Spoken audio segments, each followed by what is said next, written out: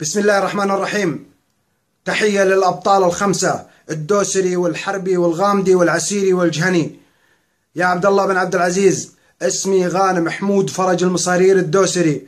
أقول لك هؤلاء الخمسة تاج على راسك، والسجن ليس بمكانهم، السجن مكان للظالمين والفاسقين والمستبدين. يا عبد الله بن عبد العزيز، أنت شخص غير مهذب وكذاب، وأعدت الفقراء بصندوق ومنذ 8 سنوات لم يروه. يا عبد الله بن عبد العزيز، نهبت ثروات البلد تحت مسميات مدن اقتصادية ومشاريع وهمية كلها حبر على ورق.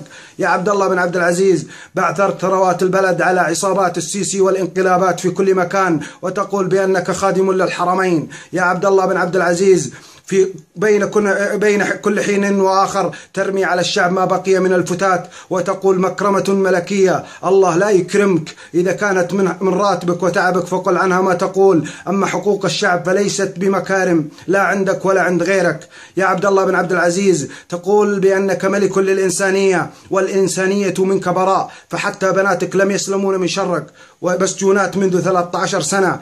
فيا شعب الحرمين، كل شعوب الأرض تأتي بحكامها وتطردهم عندما يتحولون إلى لصوص، فمتى نقول للصوص لا مكان لكم بيننا؟ والسلام عليكم ورحمة الله وبركاته.